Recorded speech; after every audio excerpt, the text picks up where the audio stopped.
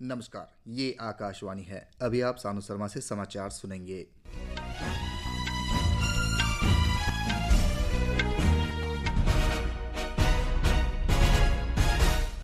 पहले मुख्य समाचार। उत्तराखंड दौरे पर राष्ट्रपति द्रौपदी मुर्मू पतंजलि विश्वविद्यालय के दीक्षांत समारोह में की शिरकत। आज डिजिटल युग में पुस्तकालय ज्ञान का केंद्र, उपराष्ट्रपति सीपी राधाकृष्णन।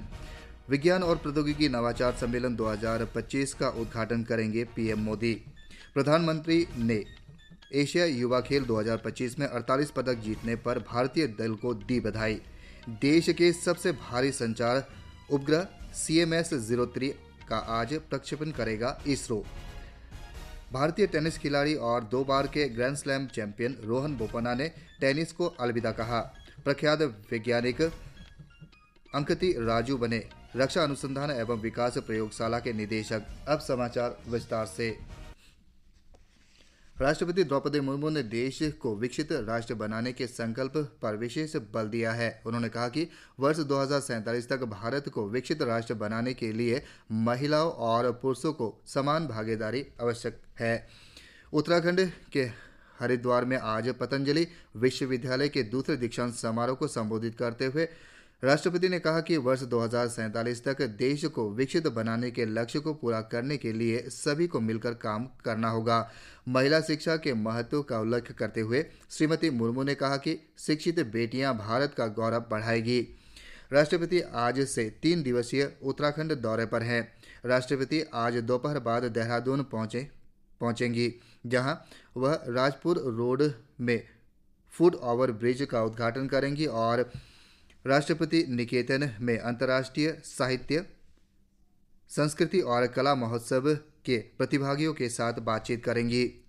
इससे पहले देहरादून के जोलीग्रांट हवाई अड्डे पर उनके आगमन पर राज्यपाल लेफ्टिनेंट जनरल सेवानिवृत्त गुरमीत सिंह और मुख्यमंत्री पुष्कर सिंह धामी ने उनका स्वागत किया।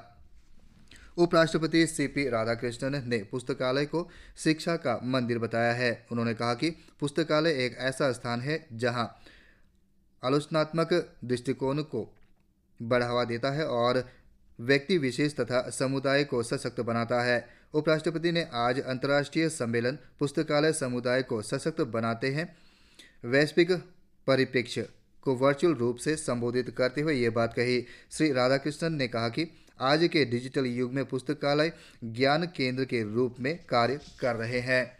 यह लोगों को पुस्तकों के जरिए प्रामाणिक जानकारी प्रदान करते हैं। श्री राधाकृष्णन ने केरल के 80 वर्षीय पुस्तकालय आंदोलन और पुस्तकालयों को जीवंत समुदाय केंद्र में बदलने के PN पनिक्कर के दृष्टिकोण की भी सराहना की। इस 2 दिवसीय सम्मेलन का आयोजन तिरुवनंतपुरम में PN पनिक्कर फाउंडेशन ने किया था। प्रधानमंत्री नरेंद्र मोदी कल नई दिल्ली में उभरते विज्ञान और प्रौद्योगिकी नवाचार सम्मेलन ESTIC 2025 का उद्घाटन करेंगे। इस अवसर पर प्रधानमंत्री देश में अनुसंधान और विकास, पारिस्थितिक तंत्र को बढ़ावा देने के लिए 1 लाख करोड़ रुपए के अनुसंधान, विकास और नवाचार योजना कोष का भी शुभारंभ करेंगे। कल से शुरू होने वाला यह 3 दिवसीय सम्मेलन इस महीने की 5 तारीख को समाप्त होगा। ESTIC 2025 का उद्देश्य शिक्षा जगत, अनुसंधान संस्थानों, उद्योग और सरकार से 3000 से अधिक प्रतिभागियों को एक साथ लाना है। इसमें वार्ता, पैनल चर्चा, प्रस्तुतियां और प्रौद्योगिकी प्रदर्शन शामिल होंगे, जो भारत के विज्ञान और प्रौद्योगिकी पारिस्थितिक तंत्र को मजबूत करने के लिए शोधकर्ताओं, उद्योग और युवा नवप्रवक्ताओं के बीच सहयोग के लिए एक मंच प्रदान करेगा। प्रधानमंत्री नरेंद्र मोदी ने एशियाई युवा खेल 2025 में 48 पदक जीतने पर भारतीय दल को बधाई दी है। एक सोशल मीडिया पोस्ट में श्री मोदी ने कहा कि देश के युवा एथलीटों ने अपने अब तक के सर्वश्रेष्ठ प्रदर्शन से इन खेलों में इतिहास रच दिया है। प्रधानमंत्री ने कहा कि इन एथलीटों का जुनून, दृढ़ संकल्प और कड़ी मेहनत साफ दिखाई दे रही है। उन्होंने उनके भविष्य के प्रयासों के लिए शुभकामनाएं भी दी। एशियाई युवा खेल 2025 इस शुक्रवार बहरीन में संपन्न हुआ। भारतीय अंतरिक्ष अनुसंधान संगठन इसरो आज शाम 5:26 पर देश के सबसे भारी संचार उपग्रह CMS-03 का प्रक्षेपण करेगा। यह प्रक्षेपण आंध्र प्रदेश के श्रीहरिकोटा स्थित सतीश धवन अंतरिक्ष केंद्र से किया जाएगा। CMS-03 एक बहुबैंड सैन्य संचार उपग्रह है जिसे GSAT-7R के नाम से भी जाना जाता है। इसे देश के सबसे शक्तिशाली रॉकेट लॉन्च व्हीकल मार्क 3 के माध्यम से प्रक्षेपित किया जाएगा। इसरो ने कहा है कि यह उपग्रह है भारतीय भूभाग सहित समुद्री क्षेत्र में विस्तृत सेवाएं प्रदान करेगा। LVM-3 रॉकेट भारत का सबसे भारी प्रक्षेपण यान है और 4000 किलोग्राम तक का भार अंतरिक्ष में ले जा सकता है।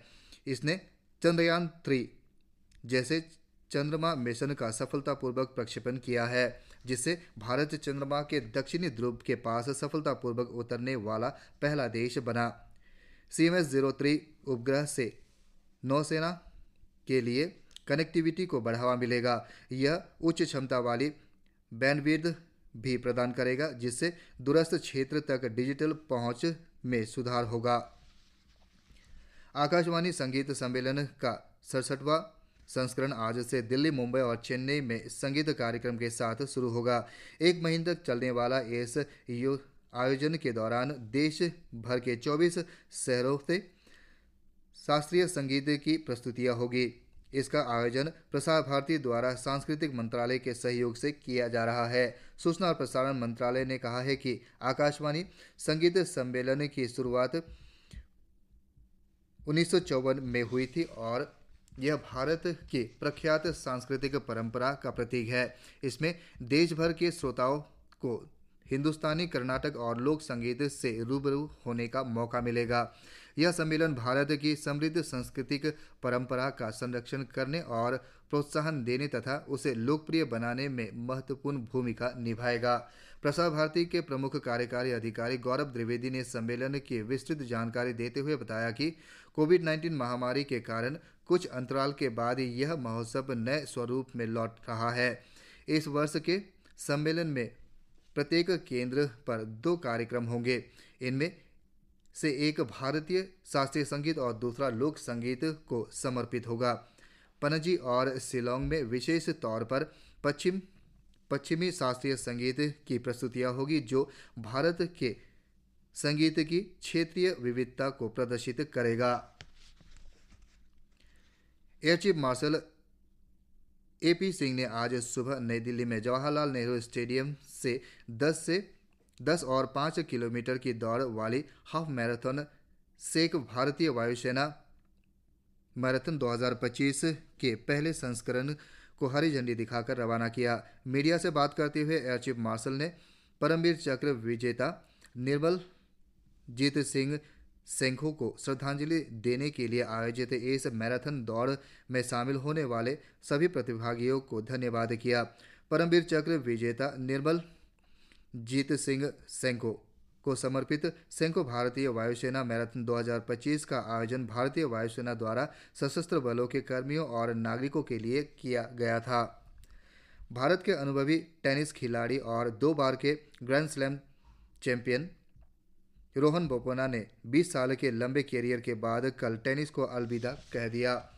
45 वर्षीय भारतीय स्टार ने 26 ATP युगल खिताब जीते, जिनमें मैथ्यू एबडन के साथ 2024 ऑस्ट्रेलिया ओपन शामिल है। 2003 में अपने कैरियर की शुरुआत करने वाले बोपन्ना ने 539 टूर स्तरीय जीत हासिल की और 15 अलग अलग खिलाड़ियों के साथ जोड़ी बनाई। वह 2 बार US ओपन के फाइनल में पहुंचे, 2 बार ATP फाइनल के उप विजेता रहे। प्रख्यात वैज्ञानिक अंकित राजू को रक्षा अनुसंधान एवं विकास प्रयोगशाला हैदराबाद का निदेशक नियुक्त किया गया है। उन्होंने भारतीय प्रक्षेपास्त्र विकास प्रयोगशाला के निदेशक का भी पदभार ग्रहण किया है। श्री अंकित राजू ने Osmania university college of engineering Hyderabad से मैकेनिकल इंजीनियर में BE और IIT मुंबई से वैमानिकी इंजीनियरिंग में M.Tech किया है। इसी के साथ यह समाचार बुलेटिन समाप्त हुआ। नमस्कार।